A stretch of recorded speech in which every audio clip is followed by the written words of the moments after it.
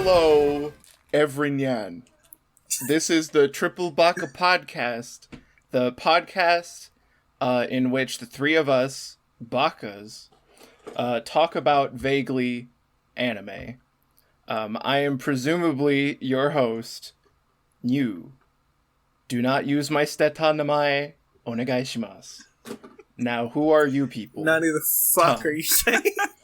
I'm Tom. I make video game videos on YouTube, and I Twitch stream sometimes, and I also watch anime very rarely.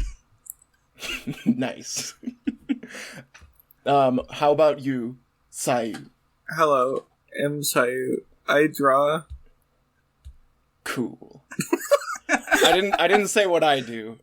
You, the viewers, may know me from my very cool art. However, hopefully, you actually are a viewer from the distant future, where I am the world's most famous anime reviewer of all time, and you have come to dig up the first thing I've ever done on the internet, in which case you actually have to go further back. You're not there yet. Keep going, I believe in you. The first section was, we were just gonna talk about the anime we've been watching lately, because I have a lot. I have many things to list. How about we'll go with you guys first, because I have way too many things. I guess sort of we can talk a little bit about the premise or whatever of these early episodes. So, Nyuu started to do the absolutely incredible journey of watching every anime. For at least 10 minutes. Yeah. And then I can drop it if I don't like it. So, that inspired both me and Sayu to do our own little things. I'm watching every single mecha anime, and then, Sayu, if you want to introduce yours. I'm watching every single moe anime. If that, however well that can be defined. Yeah, not very well. As I'm learning through trying to find them all. Every anime I am starting, I know that there are anime films, mostly produced by Toei and a few other people, before 1963, but I'm starting with Astro Boy because I really don't care about anything before Astro Boy. And that's all the justification I need. And the moe. When did we just start the moe starts? When did we decide that? Some show from 2001. Alright, let me. I had my anime list page open. Chichana Yukitsukai Sugar is the first moe anime. Yeah. And we decided also that Mecha starts at Gundam. Starts with Gundam. It starts at Gundam. The first Gundam series is the first one I'm doing, and I'm going from there to present day. And we'll see how that goes. There's definitely reason to start before then, but who cares? Gundam is the first good mecha. I took a look at them, and there honestly isn't much of a reason to start before that. Yeah, I mean, I have looked through most of the seasonal charts up through the end of the 80s, and if I was doing a mecha thing, I'd just start with Gundam anyway. But Tommy, you overshot the blackface. Oh no, you're right. How are you ever? It's very important to the history of anime. Yeah, I missed all of the racism from early anime. Oh no. And so how will you ever truly call yourself an anime fan if you're not racist? I guess the point of this podcast in general, if we actually have to sum it up, is basically just to serve as a weird audio log of what we thought of every single thing, because even though I want to make a whole bunch of anime videos, I'm not writing out a script for everything I finish, but I'd still like to have it somewhere, as well as just an excuse to talk about random things when we get to the topic section. Yes. Being friends. So, yeah. Alright, what have you guys watched lately? Well, I'm very glad you asked. Sayu, would you like to start? No. Nobody wants to start. Should I just start? Because I can go through every anime in the 60s. Then we're gonna be underwhelmed. I'm more than fine enough with starting. I just wanted to prompt Sayu to make fun of them for not having started anything. Not watching anything. Listen, okay. I was loading the Crunchyroll video for all of yesterday. And wait. Hold up. Okay, wait, no, this ain't the time. The Crunchyroll video. I was loading the Crunchyroll video for all of yesterday. and then I loading didn't have time my today. Computer. Yeah, loading it onto my computer. with Cedars. Yeah, with Cedars. Yeah. Peer-to-peer Crunchyroll. Yeah. I would have started yesterday, I have to go to the seasonal but it charts. took like the whole day. Go to 63. Yeah. I started with Gundam, so I am 16 episodes in. I think I'm like just past where the first movie ends, and it's pretty good so far. I've been really enjoying it. There's not really a whole lot to say without like spoiling the show. I don't know. I mean spoilers are 100%. Yeah. Just clarify that you're spoiling them. I'll just say minor early Gundam spoilers here. So Gundam is like interesting so far in that it's incredibly similar to Evangelion, but like instead of depression, the Shinji has brain damage. Yes. And he's just like he has PTSD. There's no way around it. There's like an episode where they're like flying the ship through like a thunderstorm, and he's just like shutting down in his room. He cannot operate anymore. The loud noises are simply too much for him. And it was that moment when I realized that Gundam was going to be an interesting watch. It's not a little baby show, as the marketers not wanted. at all. I mean, Evangelion, I think I explained this before when you brought it up, but Evangelion definitely takes, like, direct inspiration from Gundam, because it's like, Gainax was all about that inspiration lineage thing. Yes. I could just start. I am literally going to at least give a small comment on everything in the entire, from 1963 up to 1970 on the seasonal charts. Excuse me. I am cutting in post as the editor now to tell the viewers out there that the podcast was actually extremely boring for the first section because I went through every single show from 1963 to 1970, and the vast majority of them I had literally nothing to say about. So I am actually going to edit out all of those and only leave in the ones that I actually said anything about at all, that there was any discussion around. And if a show from that time period is not listed, it means it was either way too boring that I just forgot everything about it, because I watched them a little while ago, like 3 months ago, or they were lost media, because there's actually a lot of lost media from that time period in the anime world, just like, at least insofar as a lot of these things are translated. So yeah, that's the thing. And you can go into the description, there's timestamps. You can actually skip this entire section if you would like, and you just go straight to the 3x3s, because that's where the real podcast starts. That's where it's actually good. So yeah, actually do that right now. Yeah. When I started this, for the viewers, some context, my anime list seasonal charts by default did not display things that were tagged with kids, or R18 plus. So anything that had those tags, I did not watch, and I really didn't give a fuck about anything in the 60s, even a little bit, except for Dororo and the pilots for Ashita no Joe. So I really don't care about going back and watching Jungle Taitei and a couple other things. So we're going to start with Astro Boy, because that's where I started. Astro Boy, I watched one episode, and it shocked me. Because I wasn't expecting Astro Boy himself to die immediately in a car crash in the first episode. I knew nothing about the show going in. Turns out children in the 60s, it was like a thing that you just like, a lot of shows wanted to have a little bit of a traumatic moment at the opening. I guess just because those kids will never grow up if they don't get traumatized as early as possible.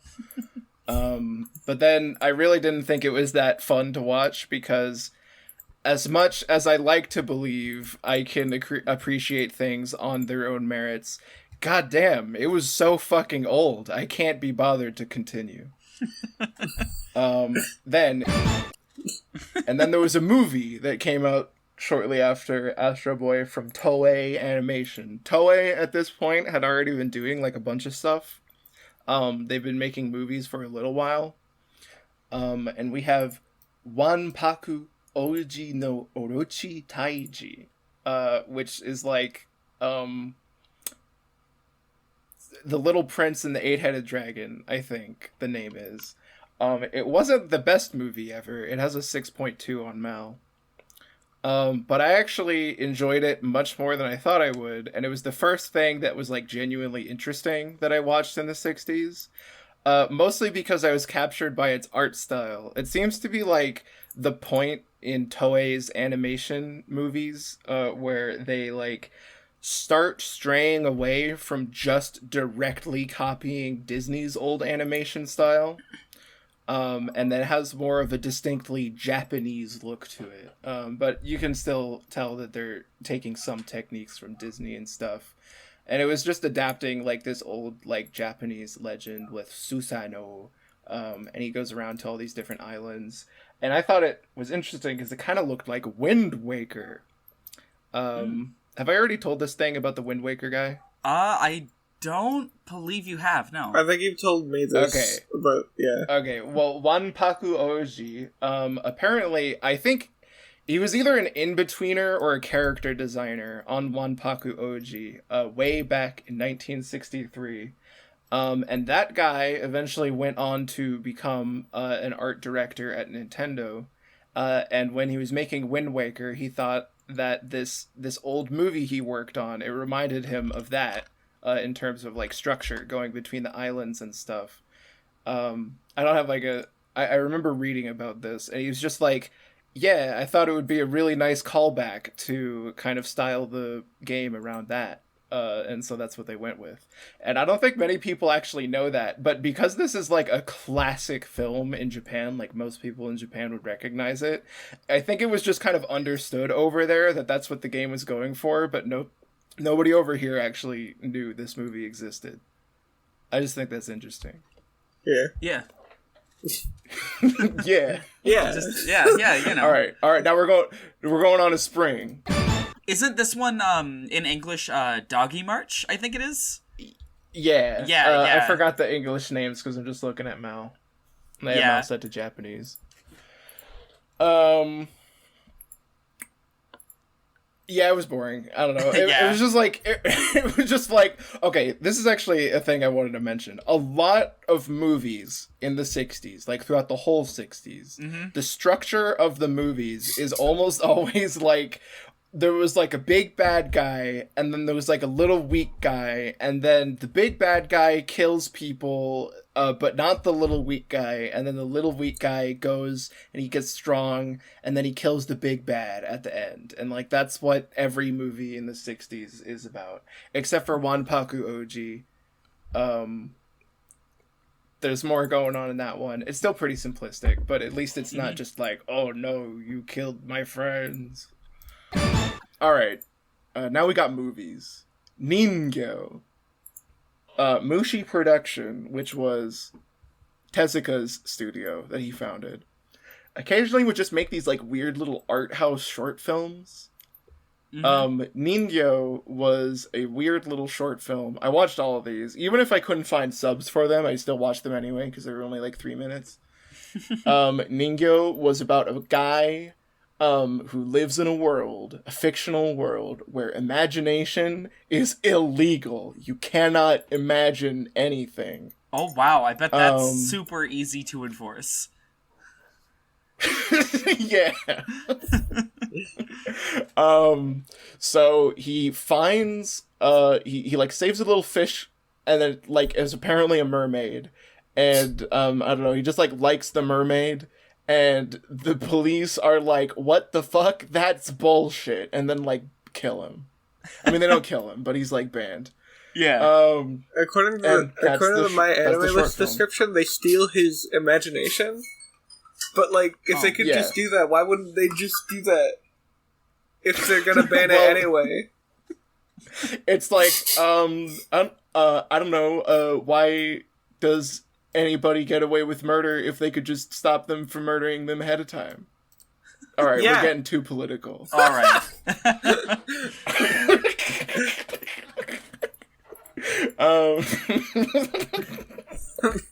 It's worth... then we have memory. Yeah. What? I was about to say, it's worth noting that this segment isn't going to be like this like every week. Because I've been watching like these shows for the past like 3 months, and I've like backloaded all of them. In the future, we'll actually take the time to discuss the shows to any capacity. I would appreciate interjections from you guys, so it's not just like an info dump of like, here's a show that I didn't like, here's another show that I didn't like. I'm trying my best, alright? I think it would probably be better if you like specified like the more interesting ones, you know. All right. We'll rapid fire the ones that were not interesting. I think this is another one that I couldn't find. A lot of these are, or maybe I just didn't finish it.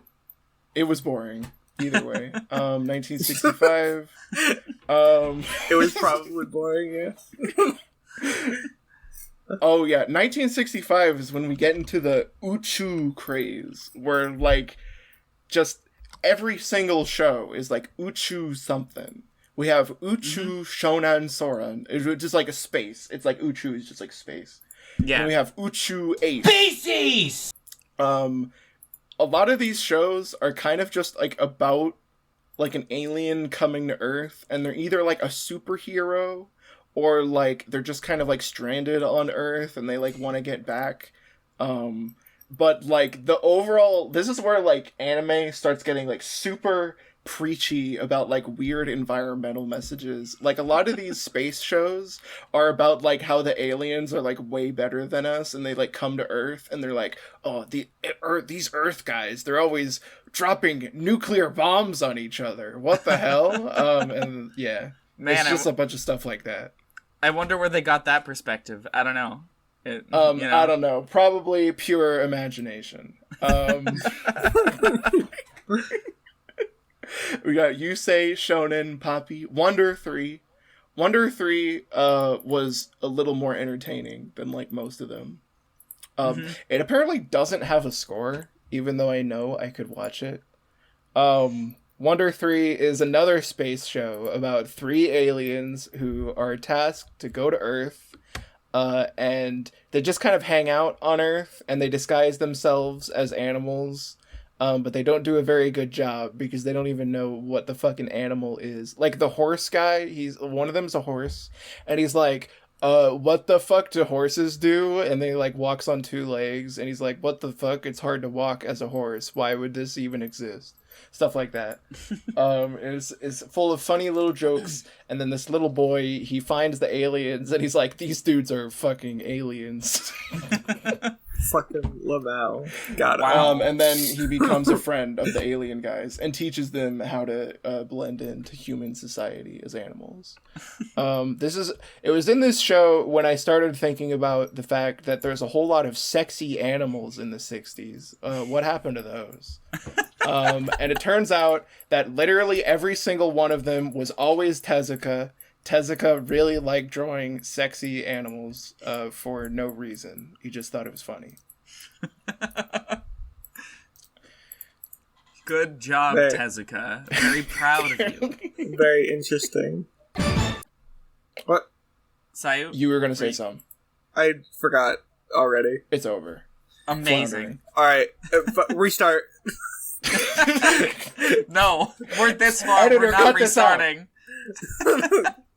Don't actually cut this out. Leave Cut this entire video out.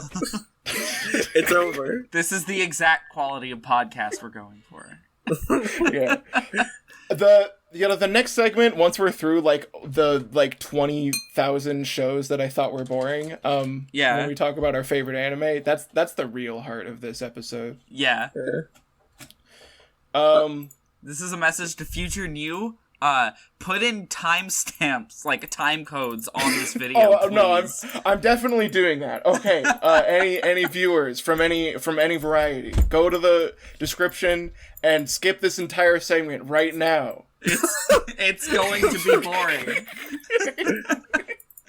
In fact, editor, take that segment of audio that I just said and put it at the beginning. You're the editor, aren't you? Just skip the no, whole I'm actually paying an editor in Exposure. Their name is also Nyuu. Oh, okay. With me.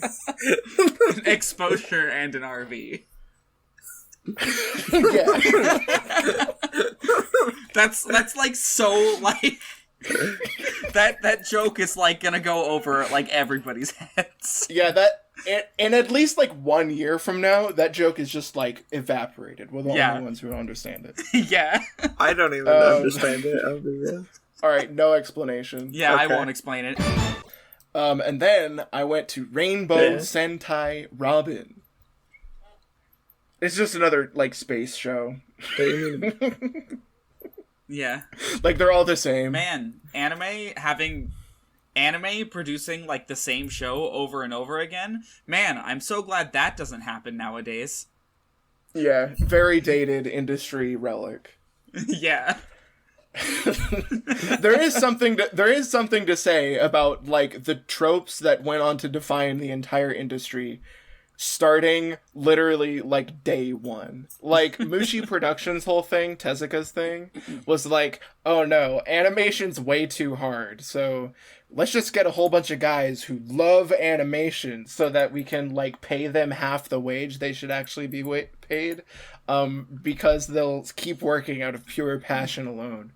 And just like trying to get in as much like cost saving measures as possible, like pushing the technique of limited animation as far as it could possibly go, to the point of like when characters would speak in Astro Boy, like half the time it would be denoted literally by just like holding their mouth open. There wouldn't even be like mouth flaps. They would just like open the mouth and like speech would come out of it and then it would close.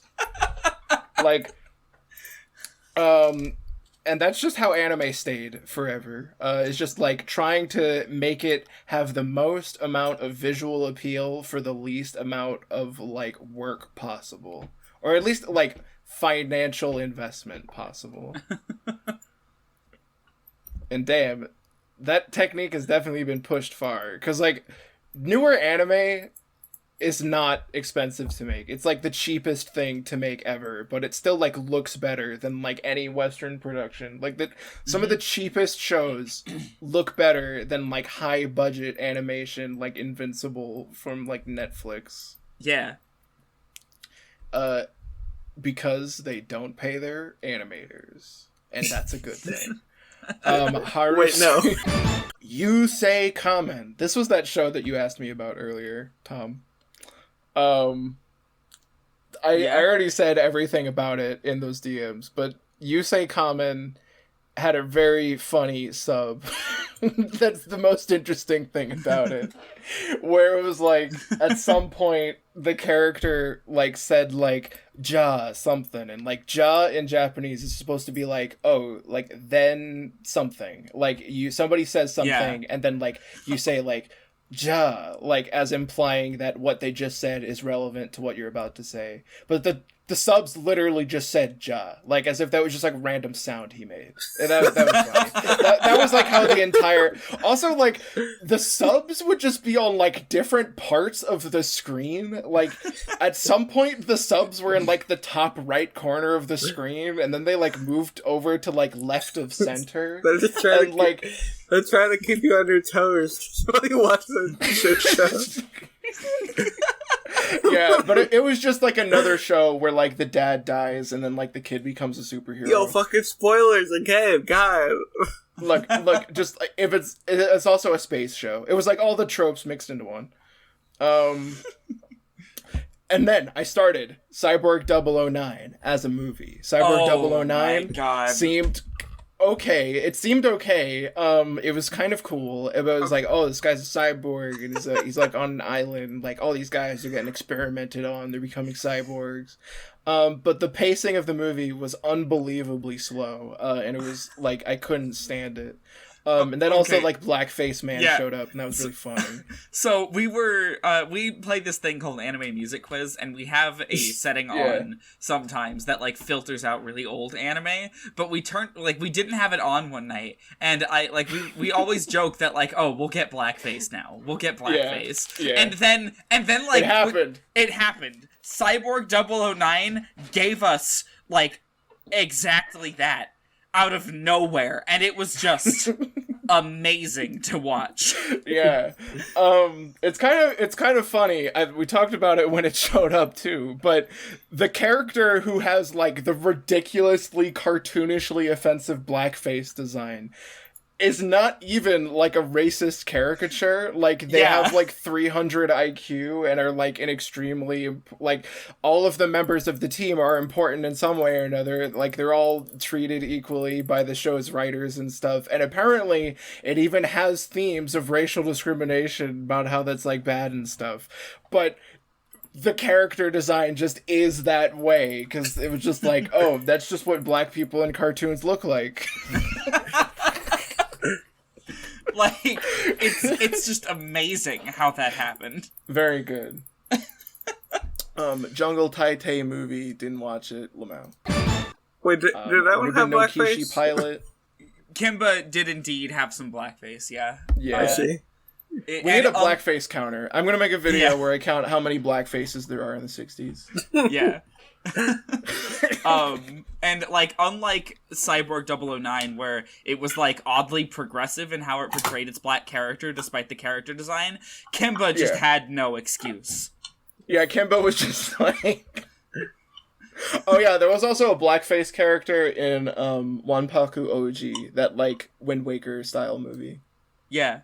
And they were also like a bumbling retard, which was, you know, yeah. Amazing.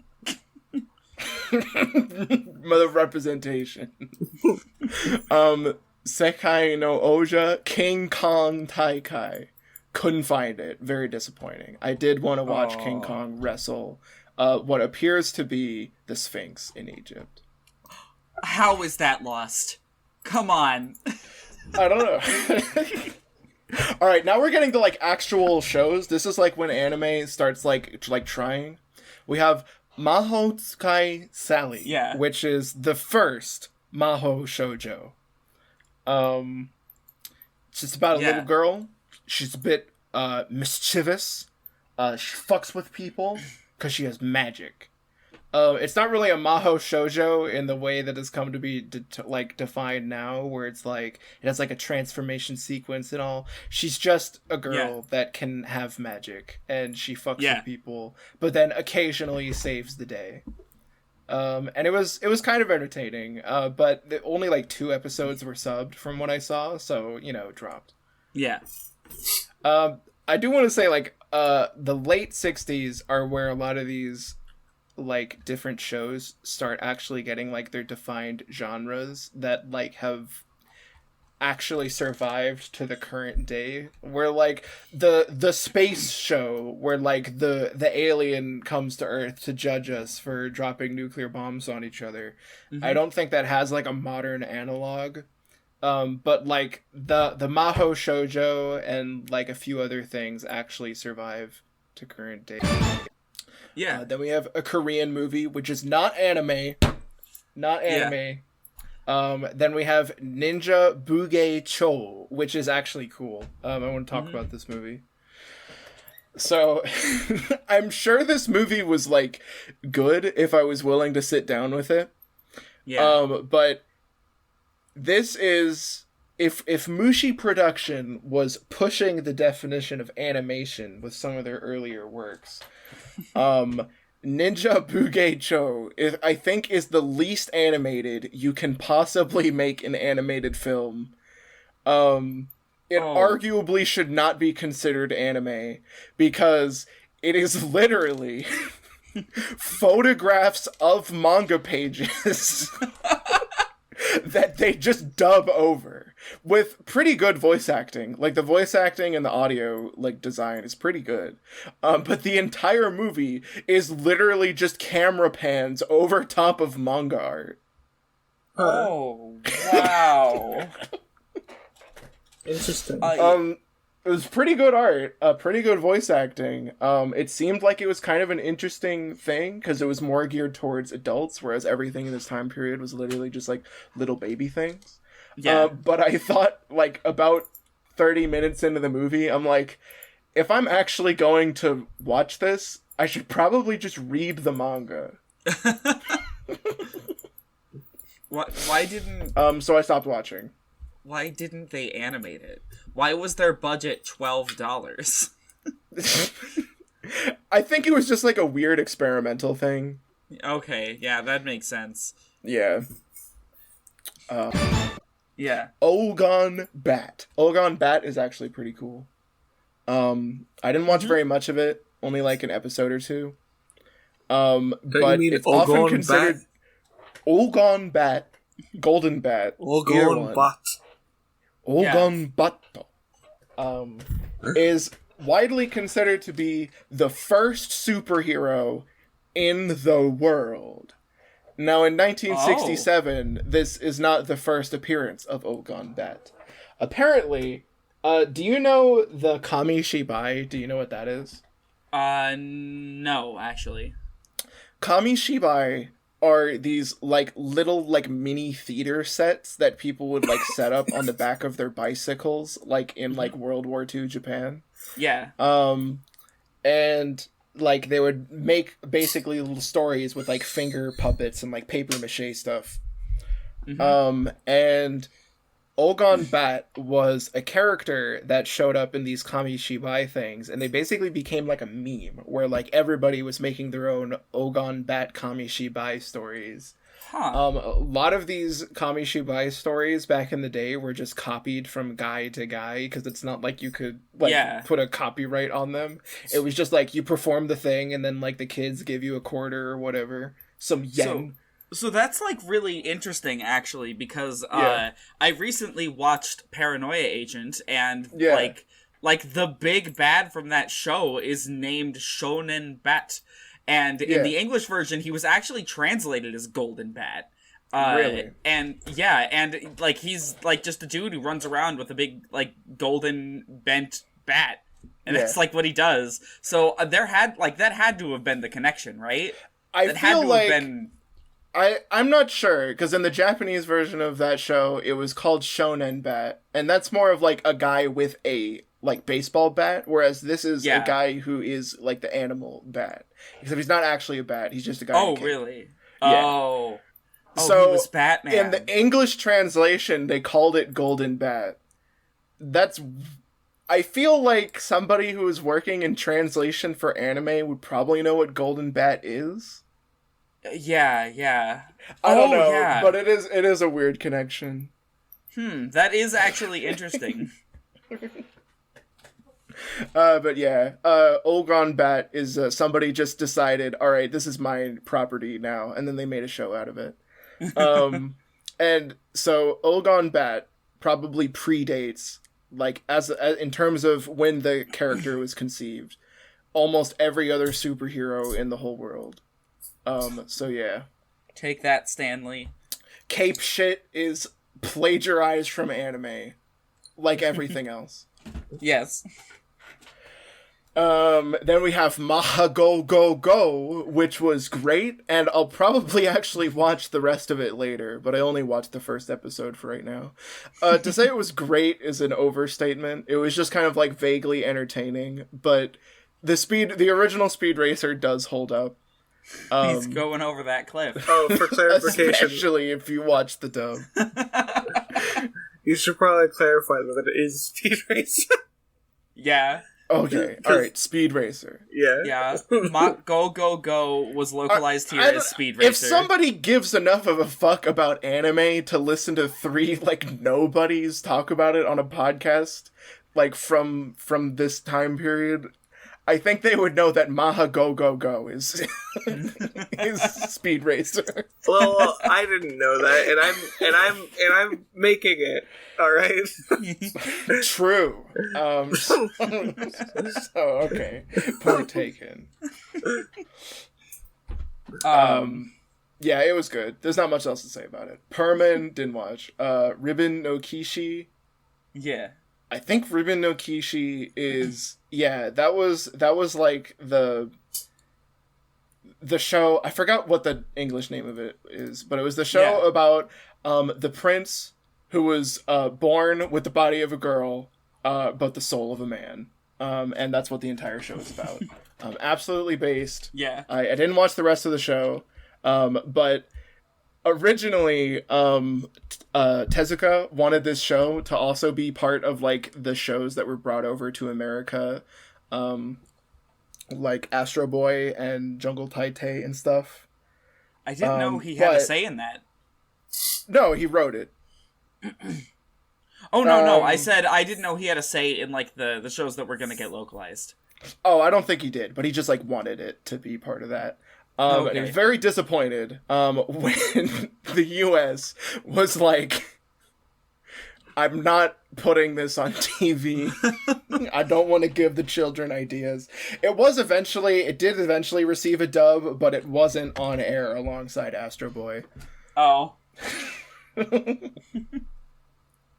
So yeah, sad Tezuka. Skyers 5. I actually thought this one was pretty interesting.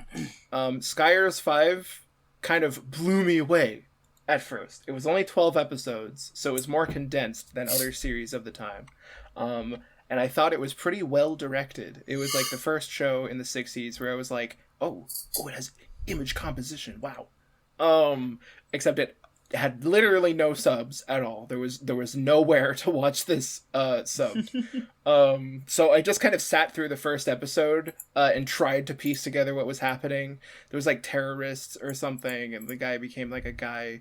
He was like part of this group now called the Skyers 5. That's what it was about.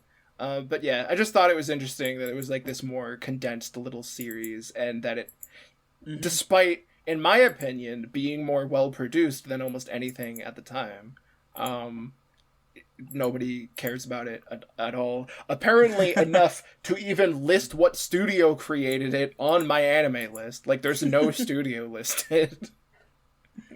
Oh my god. But yeah. Lost to time. Alright, we're finally getting to the end here. We're getting to 1968. Alright, now we're getting to the good shit. A special in winter 1968. Dororo Pilot. The pilot series for Dororo, created by Mushi Production. I'm going to talk more about Dororo in a minute, because it airs like the next year. But the pilot for Dororo is weird, because it's in color, even though the actual series is not. The pilot is animated far worse than the actual show. Presumably because it's much harder to animate in color, and Mushi Production had absolutely no resources with which to do full productions in color at this time. So they tried it.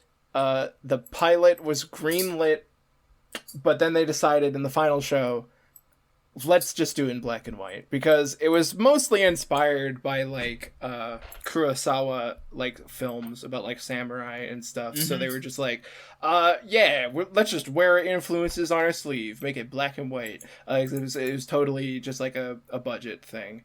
Yeah. Though it did work out well, because now we're going into spring 1968. When did the actual show air? Oh, it's in 1969. But anyway, I'm just going to talk about the show right now anyway. Dororo has absolutely incredible image composition for the time. The directing is so on point. It's very good. Every episode is like tightly constructed with like precise theming about like what it wants to like discuss about different elements of human nature and how it like relates to like war and stuff. It is definitely a show that's directed towards children. Yeah. But it's so much more like mature than like any other kid show at the time, and from what I can tell, Tezuka cared a whole lot about Dororo specifically. However, it was canceled early. The TV show was also canceled early. So Tezuka's just getting fucked on this series, which is very unfortunate because it's, in my opinion, one of the best works I've seen from him in the anime world. Yeah. I will say that, just to interject here for a moment about Dororo, there is a remake series. I don't know about its quality. Everyone knows about the remake. I mean, yeah, it seems to be pretty good, but if you're curious about it, there is a newer one that does apparently finish the story, so... Yes, the new one actually does, finally, after all of these years, wrap up the story in a way that concludes with more than just... Dororo, stay here. I have to go kill the rest of the 28 demons right now. And then he does it. And then the show ends. And we do have confirmation that it is the ending that Tezuka himself intended. We do know that, for sure. It was so disappointing, but I actually laughed when we got to that point in the show. Where it was I was like, there's only one episode left, and he's only killed, half the demons.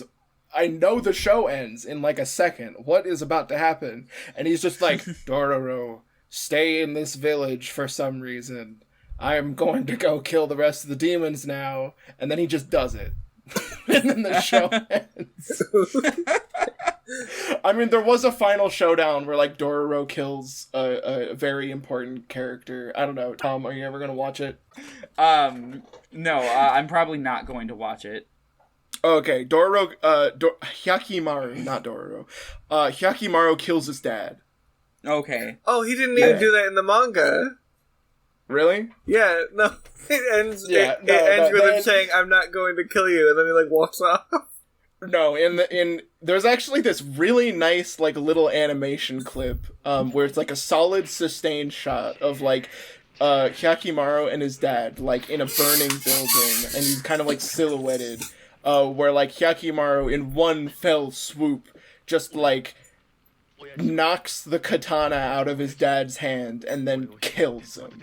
Oh. Right then and there. And it was very cool, and I can't find this animation clip on Sakugaboru, even though I want to show it because it's cool. Maybe I'll put it on screen if I still have Dororo on my computer.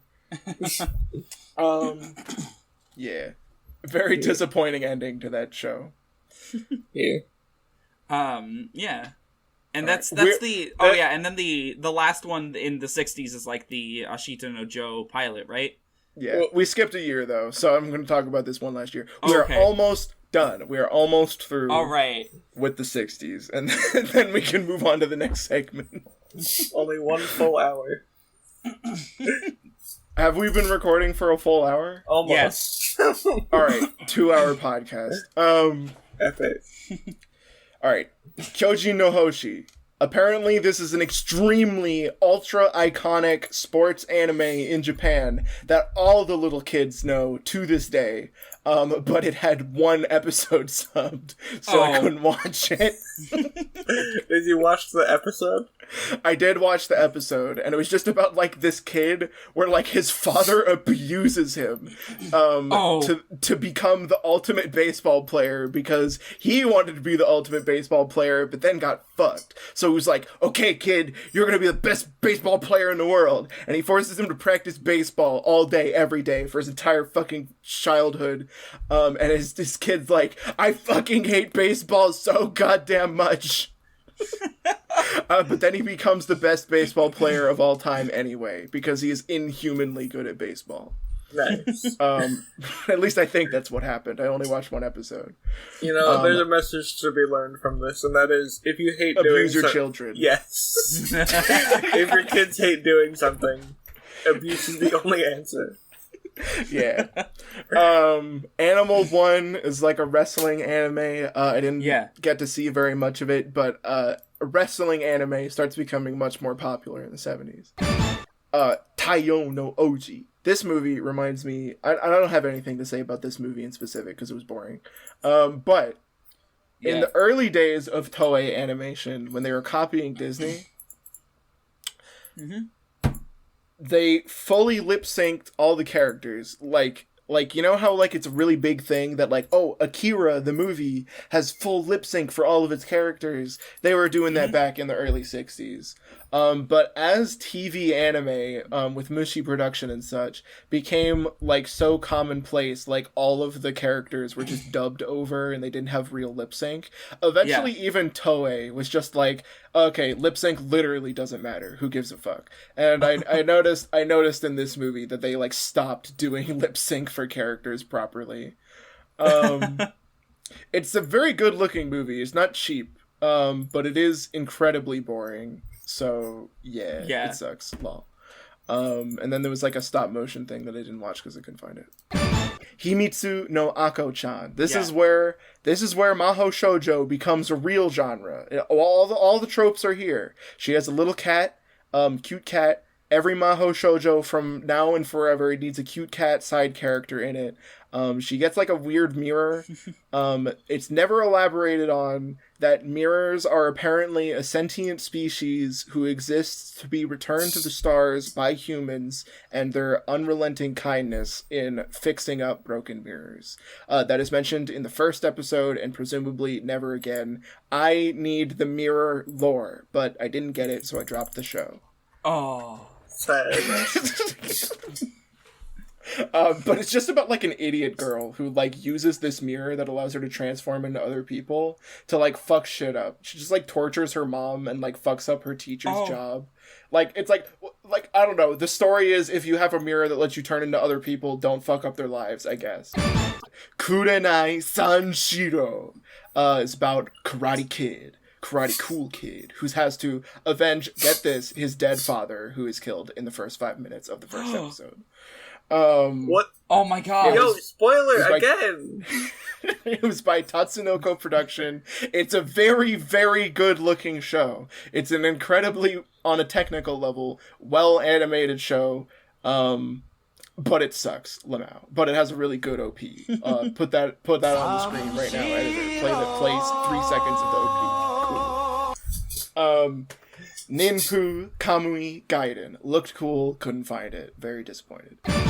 Alright, slow down. Tiger Mask. Yeah. About a guy who is a wrestler. And he's a wrestler who doesn't play by the rules. He kills his opponents on a regular basis. And he kills them because his entire motivation to become a wrestler was when he was a little child, he realized that adults suck and he hates them so much that he wishes they were all dead. So he decided to enter a career where he can get away with it. And that's the main character. Oh my god.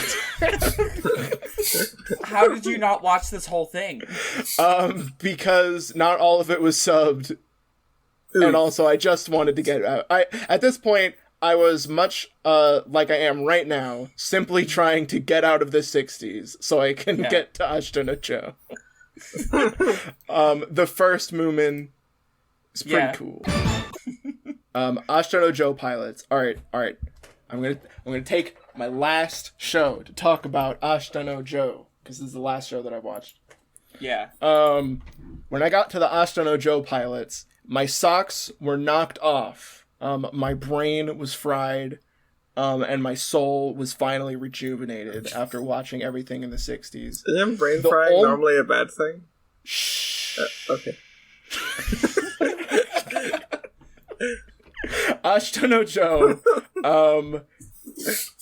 was... If Dororo was the first good anime, Ashita Joe is the first, like, genuinely great anime.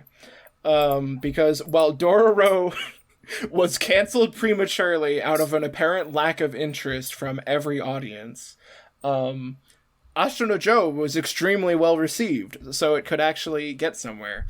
At this point, Mushi Production was just stepping up their game with every single anime that they released. And Ashita Joe was so good that I had to find out, why is this show so good suddenly? And I found the answer. Osamu Dezaki. Osamu Dezaki was, get this, an episode director on Dororo. And the episodes that he directed just so happened to be the ones that gave me the impression that Dororo was something special.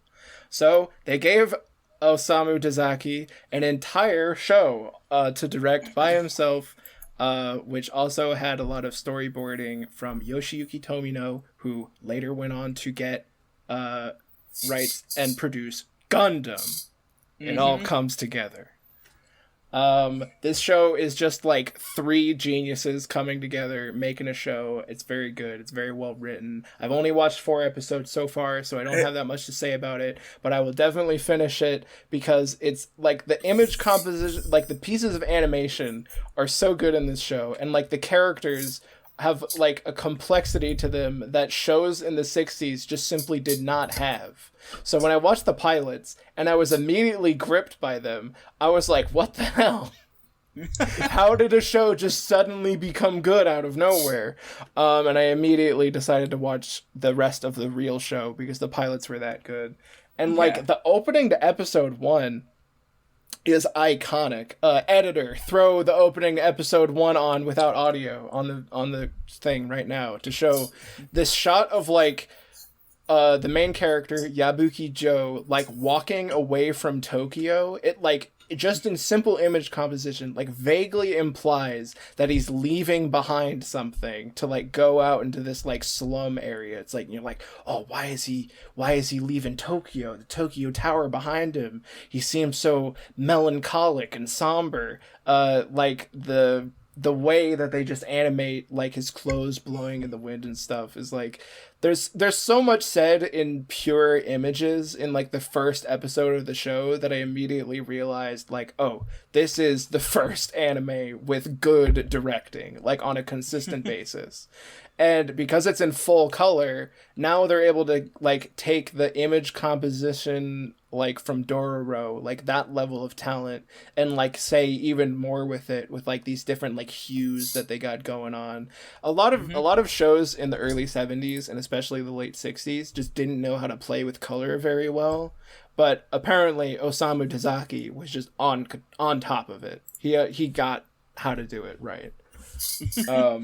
That's all I have to say about it for right now because I'm only on episode 4. Well, you said we're done with the segment. Right. Oh my god! You said Ashana Joe was there's 3 geniuses making a show. Sounds pretty relatable. It all comes together. All right. So which one of us is Osamu Dezaki? Which one of us is Yoshiyuki Tomino? And then which one of us is whoever the producer guy was? I'm obviously Tomino. I'm the one watching all the mechs. I have no clue who any of these people are. Okay. All right. You're the producer because I'm Osamu Dezaki. All right. Genius. All right. We should probably move into the next segment. All right, please. All right. Next segment is the topic. The topic of the midsection of this episode is favorite anime. And we have prepared 3x3s ahead of time. Yeah. Wait, no, we just need to get annoyed by that question, though. All right. What's your issue with favorite anime? Discuss. What? It limits my choices. Valid. But present your 3x3. Let's grab them. All right. I assume it's going to be edited in. I don't need like post them anywhere. Yeah, no, we're going to put the 3x3s. All right, who's presenting their 3x3 first? Should we like talk about? List, so should we talk about each show on our 3x3 like in alternation, where it's like each of us gets a turn to talk about one section of the 3x3, or should each of us go through and talk about our entire 3x3 at once? I feel like it'd be easiest to do the whole 3x3s at once. Yeah, because then it'd be like we'd be flashing up all of them, like each of them 9 times, so the viewers would just have to like deal with that somehow. I mean, you could just put all of them on the screen at the same time for the entire segment. I just feel like it'd be weird. True. All right, I don't know. All right, so we'll just like front load it. Yeah. Yes. I've been talking basically uninterrupted for like an hour. Yeah, so, fucking you go talk first. about front loading. All right. All right. I guess I'll take the first slot. Alright, so I'll just start in the top left and say Death Parade is my favorite anime. True. Like, hands down. I have never heard anybody else talk about it, despite the fact that it's, like, really high in popularity on Mal. I've never spoken to another person who has ever watched this show. I don't know where I found it. It just sort of... like, section of the anime fandom. It's gotta be. I can't find, like, any videos on it, basically. There's, like, I think, like, Mother's Basement made a breakdown of the opening at some point, and that was, I do remember that. Yeah, but no, Death Parade is, like, amazing. It's my favorite anime. Go watch it. But my, like, second favorite anime is the next one.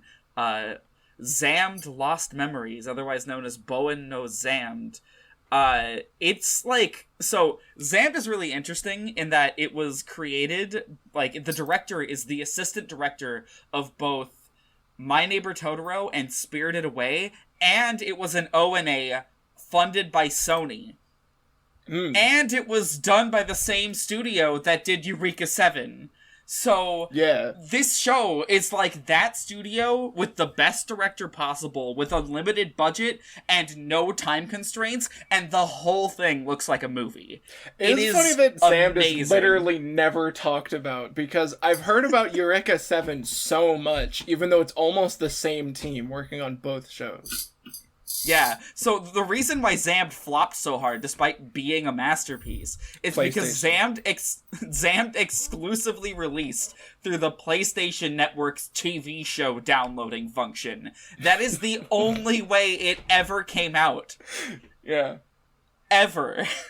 It was, like, gone for a while. You couldn't find it anywhere. Now it's all up on YouTube for free. I highly recommend watching it. It's very, very good.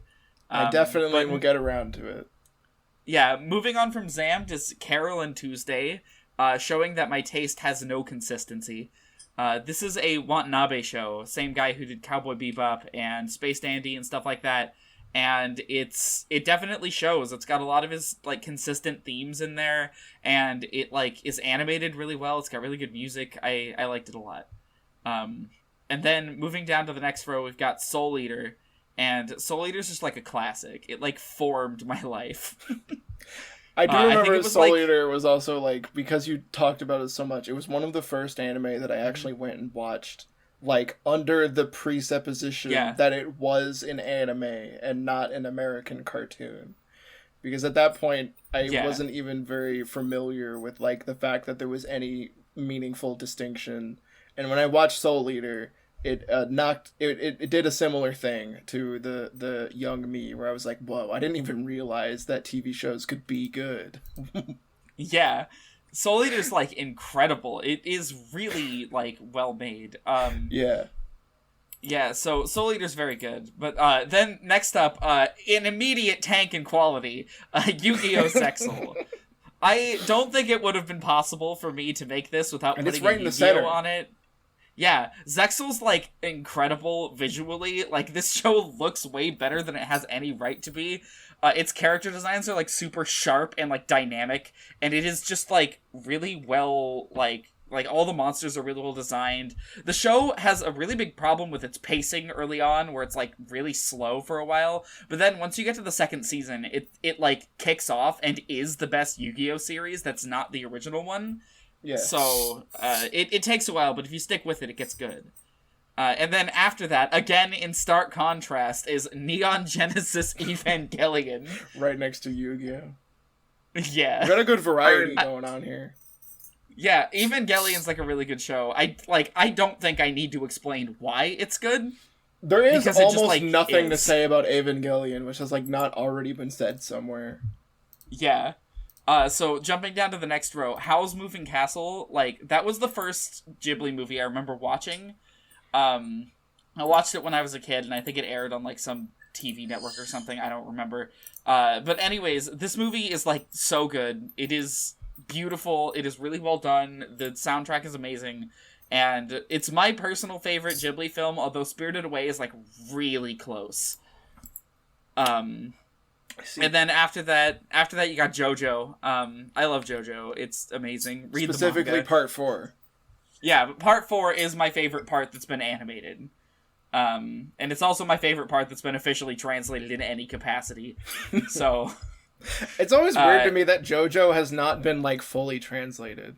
Yeah, it's very odd because like it's a very popular show in manga series. Yeah, it's weird because Shonen Jump even owns the rights to the first 6 parts, and they did do a translation of Part 3 back in the day, but they only did Part 3, and they also did it while Part 7 was like publishing.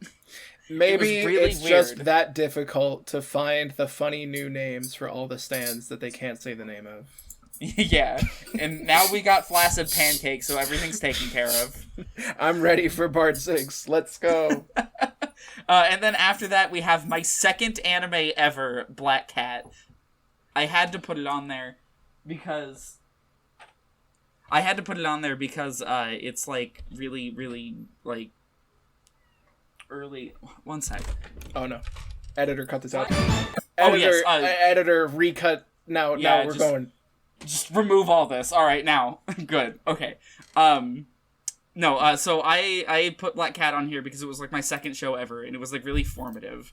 Like, Inuyasha was my first, and, like, I don't count that because, like, I thought it was a cartoon. But Black Cat was the first one I watched where I'm like, this is anime. This is what anime is like. And it was definitely an interesting introductory show, to say the least. Anyone who's watched it can tell you it's, like, pretty much what anime was back in the day. Unfortunately, I don't think either of us have actually watched it, so we have no experience to add to this.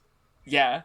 I mean, I am the only person ever who's watched it. I was the first viewer of Black Cat in the U.S. Alright, okay, and then the next one down the list is Sayu's. So, Sayu, if you want to take over. Explain yourself. Okay. Alright, So first, I want to talk about No Game, No Life. All right. Right in the center, the most important. Yeah. It's my favorite anime. All right. It's very good. It's very PogChamp. Big Chungus 100. I love it. It's great. I don't know if anything. I didn't prepare anything specific to say about any of these, and I'm really bad. You should have been ready. You're floundering. Where's season 2? No, don't ask. It's coming. All right, we got a movie. I actually have it on good authority that there will be season 2. Because I want it. Please, Madhouse, do it. Oh, it's Madhouse? It's Madhouse. It would be Madhouse. Looking at the color scheme, I just assumed it was Gohan's. No, Gohan's wishes it was No Game, No Life. Yeah. I don't see a similarity. It's just like the ridiculously like high contrast, like vibrant colors. I guess, yeah. Alright, well, that's all I had to say about that. It's very fun, very good, very PogChamp. Alright. And then next, we have K-On! I thought that K-On! I think that K-On!, before I've watched every moe anime, is the best moe anime, and will probably continue to be so. Why? You know what? Why are you even watching all the moe anime when you've already seen the best? Because I want to watch the worst. You know, I need to see the range. Who am I to say that's a bad motivation? I need to see like the range of quality here. All right. I'm tasking you with this right now. Yeah. Find me the Garzy's wing of moe. Please. All right. I should have put Garzy's wing on my 3x3. Oh yeah. Yeah. Alright, and then we have I'm gonna request the editor right now, drag in a picture of Guilty Crown over the one to the top right. Okay. I'm actually making the executive decision to change it right now. Alright, I'll inform him. Alright. Guilty Crown. And then next on the Guilty Crown is very I thought you said you didn't like Guilty Crown. I don't.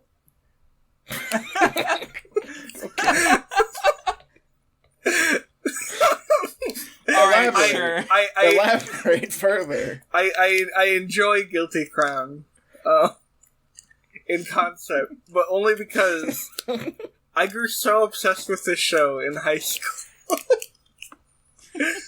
It's just like part of your brain. You have like Guilty Crown brain. Yeah. I don't know. I don't actually understand how, because now when I try to watch it, it's like not fun, or it's not super. It's interesting. You know, it's visually very good. It's just one of those shows that you enjoy having inside of your brain, but wish not to actually witness a second time. Yeah, you could tell I was having a lot of trouble filling out 9 shows that I actually like. You've seen, like, more anime than I have. Yes. Moving on. Next we have, Gakko Gurashi, otherwise known as School Live. Yes. I am legally obligated to not elaborate on what this show is. It's very good. Just go watch it. It's very good moe fun.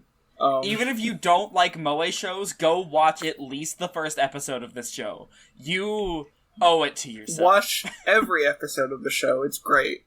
And it's only like 12 episodes. It's pretty short. Yeah. Alright. It's literally on Crunchyroll. Stop watching this podcast right now and go watch 6 hours of this show and then come back. Yeah, it's really good. Don't never come back, actually. Stop listening. Why are you still here? Yeah. Alright, what's next? Alright, next we have Clanad. Alright. This was the first show. This was the first piece of media ever that made me cry out of 10. You should have just left it at that. Yeah, I'm leaving it at that, actually. It is actually the first piece of media. That girl there in the middle, she became the first woman. Yeah. Everyone else appeared around her Life imitates art, and this was the first appearance of women in modern history. Yeah, exactly. And then we have the second appearance of women. This is when they grew the sex and the booba. The discovery of sex. Yeah, High School of the Dead. Alright. This anime... I heard this masterpiece. This anime is a masterpiece. That's a fact. I mean, it was directed by the Death Note guy, right? Yeah. And Guilty Crown. This show has this this amazing shot of like a dude like firing a gun, and like it weaves its way through several anime girls to hit its target. Editor, go find that shot on Sakura. We're pulling it up the Sakura clip right now. They absolutely knew what they were doing, and I'm 100% convinced that like this was like the attempt to push the fan service meme as far as it could go, like just like to see how stupid it could get. Yeah. Like, it was supposed to be fun the whole time. It was like a potato chip scene. Yeah. It is the High School of the Dead potato chip scene. That is a very apt comparison. Yeah. You've actually just reminded me, I could have put Death Note anywhere on here also. Death Note is incredibly good. Yeah. And then Dororo. The best show of 2019. It was 2019. Yeah. Yeah. The best show of 2019. Very, very good. What else came out in 2019? Nothing. I don't remember. It's been a while. Presumably nothing. It's been Dororo. It's been 2 years. All right. Dororo wins by default. Dororo the remake is extremely different from the manga. Yeah. They're basically not the same thing outside of the fact that they have the same characters and like they have the same plot synopsis. They would be like structured very differently because like the original show was like an episode to episode like Monster of the Week show, which just so happened to also correspond with some like random vaguely doomer thought that like Tezuka had about humans in general. I can't imagine Tezuka was feeling that great when he wrote Dororo. Yeah. Alright. But yeah, it's very good. It's not like the manga at all. Yeah. It's basically its own thing. And I don't know, I'm really bad at explaining why things are good. You learn with time. You know, nobody said that this podcast had to be listenable, even slightly. In fact, I think we are doing better than I expected. You know what? That's fine. Alright. Mob Psycho 100. I will defend this. This is the most well-animated TV show ever made. That is a bold position. That is a very bold position. Prove it. In my opinion. Right now. I don't need to prove it, jerk. Oh yeah, well, what about I don't know, what's a well animated show? What about Violetto Evergarden? Yeah, what about Zammed? It looks better than Zammed. I haven't seen Violetto Evergarden. Disagree. I'm convinced. All right. All right. Okay, you know okay, what? Actually, I think your 3x3 itself is disproving this position, because what about the next show? Yeah, no. We've held off long enough. We need to talk about the best show ever made. Go straight directly to the bottom right. Okay, in the bottom right, I believe this is actually I lied. I know. I lied. I wasn't telling truth. This is the best, most well animated show ever made. It is a visual feast from start to finish. There's not 1 second which isn't interesting to see. Yeah. This is the most visually interesting anime. It's very good. I like the part where the girl crimps. Editor, pull up the clip of the girl crimping. All right, put the crimp in real time on the screen right now. Editor, please. It's very good. I hope Gohan. I haven't seen like the other shows that Gohan has made in a similar style. They have yet to top it. But I hope that they continue to expand upon this style and continue to also have no money to make it good. Or to make it worse. Where does Gohan's get the money to create such works? They don't. That's the thing. That's why they look like that. Like, has any Gohan show since K been... Have they literally just been drifting off of the K money? Yeah. Yeah. Like, they just made K, and they're like, alright, here's our budget for the next 10 years. They made a few movies after it, and those gave more budget spikes. Or maybe they were detriments. I don't actually know. They don't actually know. Anyway, most artistically ambitious studio in the industry right now. I think that's actually a defensible position. Yes, they are the most ambitious studio in history. Anyway, that's my 3x3. Alright. Yeah. Alright. I'm gonna try and not spend a literal entire hour on my 3x3. Yeah. Why not? Because doesn't Tom have to, like, go in, like, a little bit? Yeah, in like half an hour. Oh, no. Okay. Yeah. Alright, we gotta fit it. Alright, I'm gonna start off with Space Dandy. I mean, I could literally talk about this 3x3 for 2 straight hours if I wanted to. Yeah, okay. But Space Dandy is, in my opinion, the single greatest show that Watanabe has ever directed. Now, it's a bold statement, because he's got a lot of bangers, and I haven't actually watched the rest of them. Alright, good start. But, Space Dandy is an absolutely fantastic show, which was probably a pivotal point in my life, alongside, like, are we able to, should we say, like, the names of our real friends on the internet? Josh. Yeah, he's gonna listen back to this. We'll just call him Josh. Yeah, he'll totally listen to this podcast with me in it. Yeah, probably. Unironically. Space Dandy is like kind of a show that made me realize, or at least further cemented in my brain in a way that I actually started to begin to consciously understand, that art is like all good and like everything, it can be artistically meaningful as long as the artist decided that it was. Where like it's not a show that takes itself seriously at all, like, but it's not afraid to like start to introduce like real like downer emotions alongside ridiculously stupid, just like silly, dumb shit. And it treats all of it across the board as genuinely important facets of the human experience that should be respected as like part of what makes life worth living.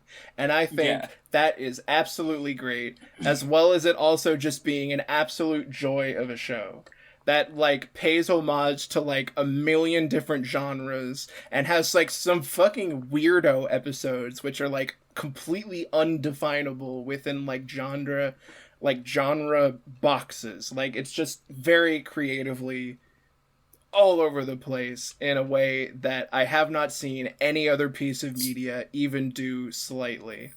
And I'll probably never get to watch another show like Space Dandy.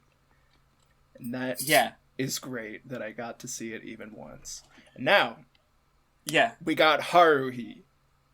Haruhi was a show that I watched once upon a time when I had just begun making art on the internet as my primary mode of living financially.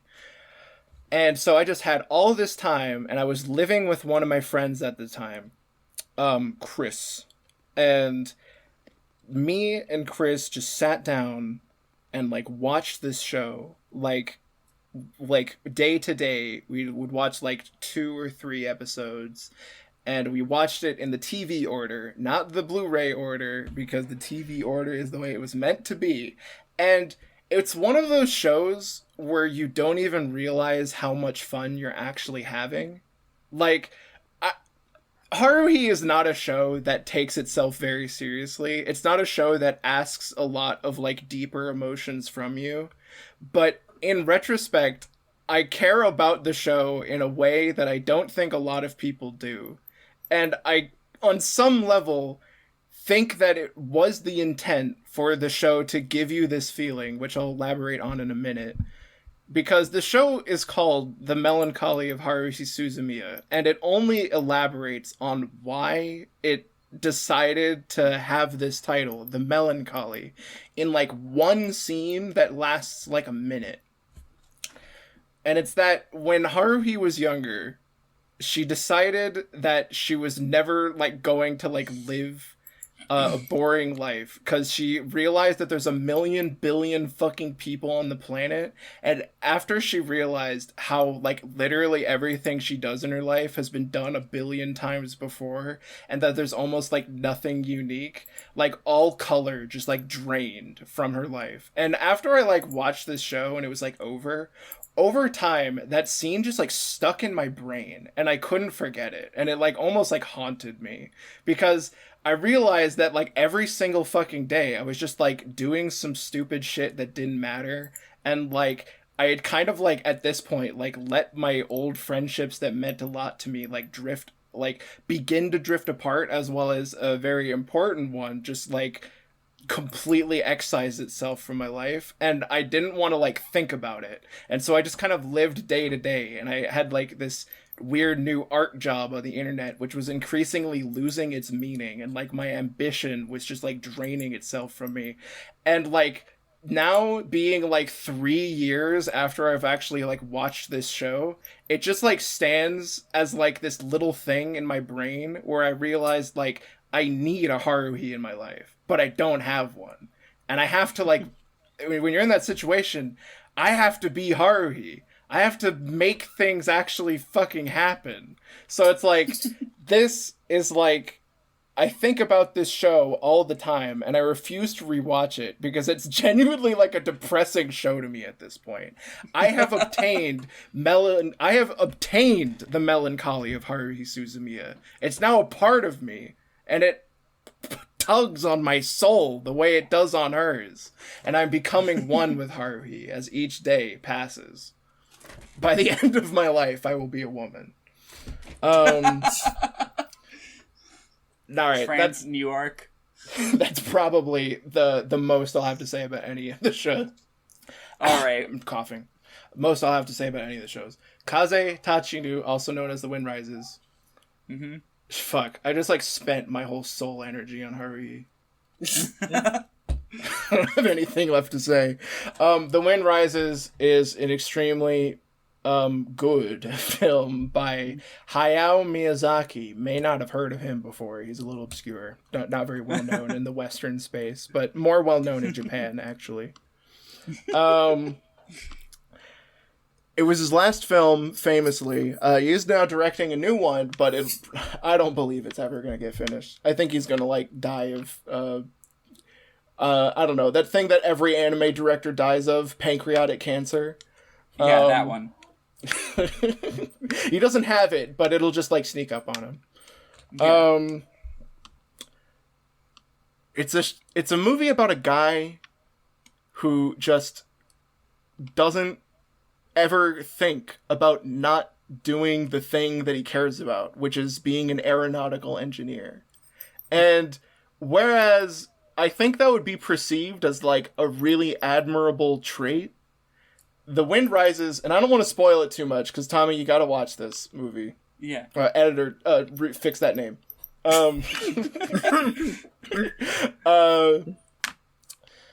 The Wind Rises is kind of, in a certain way, it does paint it as very admirable. That, this guy had, dreams as a child and was able to basically achieve all of them, but has just, such a lack of perspective or, willingness to, look at himself in a broader picture that he kind of makes a lot of compromises and just ends up, leaving many meaningful parts of his life just out of it because he's so obsessive about doing this thing that he dreamed about as a child. And over the course of the movie, starts to kind of think of things these planes that I'm making, they're not the beautiful things that I once assumed they were, and they're used to kill people. And he kind of dreams of this a guy he looked up to as a child, telling him oh, these things, they are out of our hands once we create them. And it's just such a meditation on what it means to be a passionate person no matter what. And when I watched this movie when I was really young. I watched this movie when I was very young, and I didn't get it. I didn't understand what it was really about. And in many ways, I think there's still a lot that I have yet to realize about it. Because it's just one of those movies that sticks in your head without you even thinking about it. And it's kind of guided me along, I've realized. I don't think I would have ever become as passionate of an artist that I am if not for having watched this movie at such an early age, because I realized even though it's in some ways a fairly negative film, it is also a film that just paints this passion in such a reverent way, where it's you want to be like that guy. You want to have something you care about in that way. And it's I did. Before that movie, I actually used to argue to people in school that despite me drawing a lot, I was not an artist because I just didn't see any meaning in anything that I did. And over time, now it's being an artist is that's my thing. If I don't draw, I genuinely start to I have almost a meter where it's you know how people have to sleep, they have to eat. I have to at least once a month make a drawing, or else I will just start becoming depressed and I won't know why. And that's how much art has worked its way into my fucking soul at this point, where I just almost have to do it more than I want to. Yeah. Now we got Main Abyss, which is a much more thoroughly positive thing I have to talk about. Main Abyss, I debated not putting it on the 3x3 because it's very good, but it's not a absolute masterpiece or anything. I have said before that I think a lot of the characters in the show are kind of flat, actually, like in terms of characterization. Yeah. And the world doesn't make very much sense, despite the fact that the author is like autistically into describing how like ecology of the setting works and like all these other things. Like, despite the fact that the entire series has this air of being like a like very good world building and stuff, if you actually start to examine it, it's like, what is this nonsense nightmare world that like couldn't possibly remain internally coherent? But that's part of what's great about it. Yeah. It's just an extremely thoroughly original piece of media that is as original as it is, while also like wearing a lot of its influences on its sleeve completely unabashedly, as well as all of the author's like personal interests and fetishes just like on display. There's a lot of negative things to say about what has worked its way into the show, but the fact that there is just absolutely no hesitation with just like pouring your complete creative mind into a single work. When I saw it, it ended up becoming like a very defining thing for me artistically. When I imagine works that I want to create, some of which I'm like outlining right now, a lot of the like things that I think about in the creative process while doing that comes from the fact that I watched this show and I got very into the author, and I have a lot of respect for the artistry that went into it. There's like not another show that I feel more like artistically resonant with than like this one. Like there's shows that I respect more, but there's ones that don't feel as like personally influential on the art that I make as this one. It's just the most. So I like had to put it on there. It's like so important. All right. Now the next one. All right. Serial Experiments Lane is a show that there's a whole lot to say about that I'm not going to say because I'll probably say some of it later in a more structured format because I just really have no way to talk about it. But I could talk about my personal experience having come across the show when I was very young. Like it's a lot like The Wind Rises in that I watched it in this like formative age. I think I watched Serial Experiments Lane not long after getting into anime as a whole, like when I was watching Soul Eater and like Angel Beats and stuff like that. So I watched Serial Experiments Lane and I didn't even realize that like things could like have this much meaning in them. Like Serial Experiments Lane is a show that has kind of this pretentious air to it. Like a lot of people these days, even though it's a widely respected show that's constantly talked about to this day, like 20 years or more than 20 years after release. It is also criticized for being just more convoluted than it actually needs to be to say what it has to. Like it is an aesthetically kind of just like unique for the sake of being unique show to almost its own detriment. But I really don't think that's a bad thing at all, because I think there's a lot to say about the fact that you have to decipher the show in the way you do makes you think about it on a deeper level than you would if it just like explained itself to you. Like you could sum up the themes of Serial Experiments Lane in probably like a couple paragraphs. But if you just read those paragraphs, it wouldn't have the influence on it that it did on me when I watched it at like the ripe age of 13 or something. Because to this day, I remain a completely insane person who thinks that technology is going to like overwrite what humanity is, and like I can't convey that to anybody, and I just have to tell them to watch the show. Like the show is so much about like all of these things, like the meanings of social interactions and how it's contextualized by like the progression of technology and networking and the internet, and like what it means to connect with another person in all of that, of what that could mean. And it has the ability to say things which no other piece of art actually has, and that meant just so much to me when I first saw it. And it really, I would not be watching anime if I didn't watch Serial Experiments Lain when I was 13. Like, I probably would have thought Soul Eater was cool, and then I would have gotten tired of it in high school. But because I watched Serial Experiments Lain, I've realized that there is just so much more that can happen in what it is to produce an animated TV series. All right, now we gotta pick up the pace. All right, we gotta go. We gotta go. All right, we got 15 minutes. All right, I mean, we've gotten halfway through in 15 minutes. We can get... on the board right now. There's 5 tomatoes. Shut up! You're wasting time. Fooly Cooly is by far the thing that I have the least to say about. But I had to include it because it's really the most perfect anime. Like, there's not something which is more tightly constructed than Fooly Cooly in anime. Like, every single frame of Fooly Cooly is a picture that makes you feel an emotion.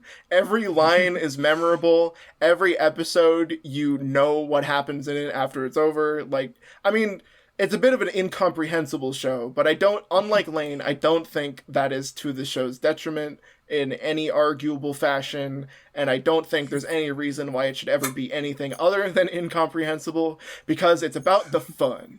If a lot of these other shows are like about, it's much more like Space Dandy. It's much more like Space Dandy in the fact that it's about stupid shit. It's about having fun and weird things, and it treats that with a lot of artistic reverence and respect in a way that few anime do. And it's just so good. It's like thoroughly just. It also is a lot like Made in Abyss, where it's like the artist just decided, yo, I think it'd be I've been watching a bit of South Park lately, and I think that show's real cool. What if we just made a part of the show look like South Park? That would be funny. And that's the creative process behind like so many elements of the show, and it really comes out as something amazing for it. All right. Evangelion destroyed my life. Moving on. We'll probably do a whole episode about Evangelion. We could definitely have like a topic that's just Evangelion. Whenever Sayu gets around to watching it. Yeah, right. Do it right now. Damn. Okay. While we're recording, start it right now. Alright, hold on. I'm gonna go Crunchyroll. Otaku no Video is that's what that thing is right there. We had the other two had a difficult time recognizing it when I first showed the 3x3, because not many people these days, the kids these days, have not actually watched Otaku no Video, but it was an OVA, 2-episode OVA produced by Gainax. Gainax being basically where the term otaku was popularized. Like, Gainax's whole thing is they were the otaku studio in a time when many studios were just owned by, like, giant big companies like Aniplex and stuff. And Gainax was like, but this otaku shit matters to us. We're fucking making it because, like, we're all about that shit. And that's why, like, every Gainax show, like Evangelion, is so caught up in, like, the weird otaku culture. And, like, all these different, like, ideas that come back from old shows, like, Gundam and stuff. It's just all about that shit. And Gainax is really what made anime what it is today, and has all these fucking like weird otaku shows that come out with dumbass bullshit in them that nobody likes, because like it would just set the precedent on it. And Otaku no Video is a single concentrated burst of the ethos of Gainax and how it was made in a very fictionalized Gainax style way, where you know who these characters are, even though they're not direct parallels to the people who founded Gainax. It is clearly about the founding of Gainax and the people who did it. Like, it goes over, like, you know, making a short opening intro for a convention and stuff, which is what the Daikon animations are, and like releasing the first OVAs, and how like this guy, the guy who's charge of Gainax, kind of had like a troubled relationship with some of the other founders, but in the end wanted to become the Ota King and make the whole world into an otaku paradise. That's what it's all fucking about. It's one of those shows that you gotta watch every couple months just to, like, make sure that you don't go hollow and remember what life's all about. I should definitely watch this show again because it's been a long time. But it really drives you with, like, that passion that, like, the characters have. And you can tell that it comes from an extremely genuine place.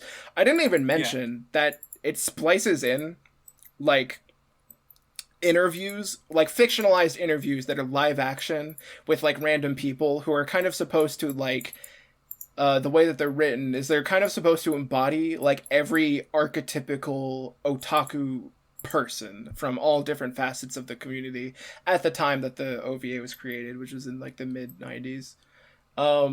And it doesn't actually paint a lot of otaku in a very positive light, but it also does treat them as being like, oh, these are people who are, like, following their passions and stuff. It kind of, apparently the OVA actually made a lot of people mad when it came out in the 90s. I remember hearing that recently, that, like, otaku were like, how dare you stereotype us as being antisocial losers who stay in our rooms all day, as they said on their computer.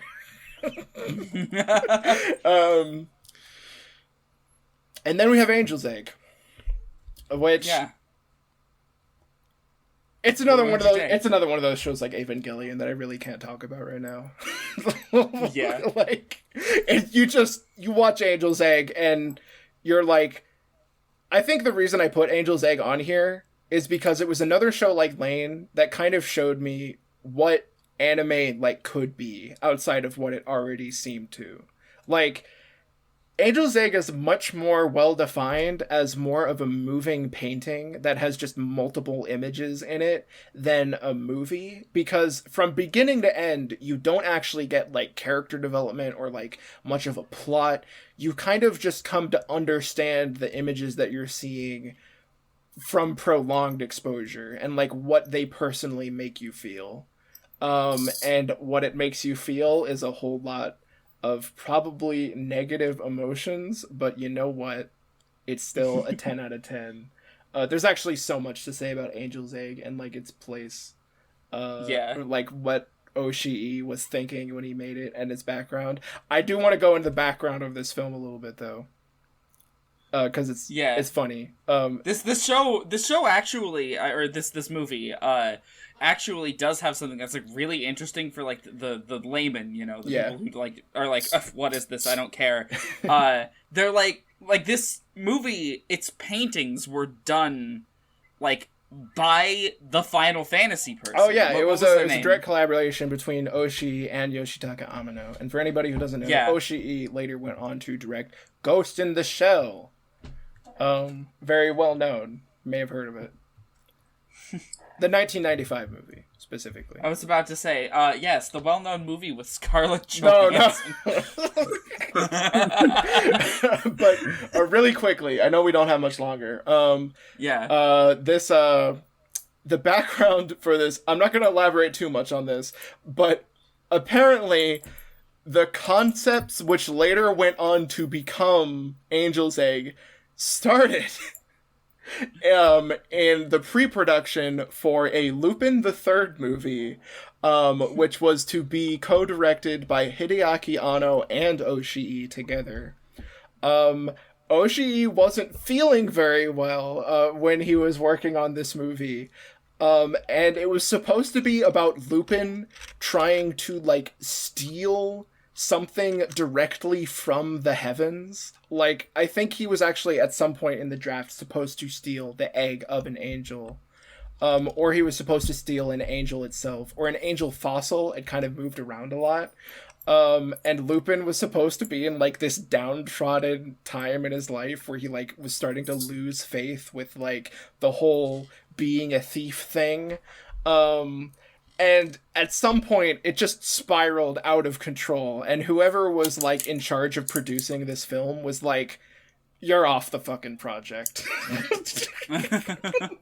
And so later those concepts ended up evolving into Angel's Egg, and if the creative process which led to Angel's Egg was going to be funneled into a Lupin film, I think I think anybody would be right there with that producer who decided to cancel this thing. Doesn't really fit with the iconography of Lupin. Yeah. What are you talking about? All right. Well, that wraps up the last 3x3, I think. Now we're on to the third segment. What? Commenter input / voicemails. Yes. Oh yeah. Let's pull them up. Oh yeah. There are no voicemails, and we have not released another episode for anyone to comment on. So I think that concludes the podcast. Amazing. Good job, everybody. All right. Now to end, we just have like one more thing. This episode is brought to you by. この番組はご覧のスポンサーの提供でお送りします。Oh, no free plugs! No free plugs! Censor that!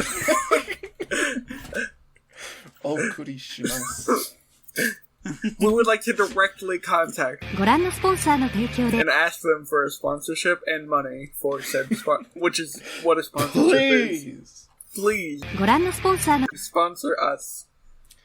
Yeah. All no, right. you gotta censor that every time. No free plugs. All right. Please. Editor, remove that. Please, Replace it with the Kono Bangumiwa thing. Please. Yeah. Someone sponsor us. That's what it's all about, baby. Yeah. All right. See you next time. Yeah. And don't leave a negative comment. If you leave a negative comment, I will dox you. See ya. I will now leave a negative comment on this video. No! I could actually look out for me in the what? No, don't do that. I will dox you in Minecraft. Oh, okay. All right. Sayu's Minecraft house coordinates are... No!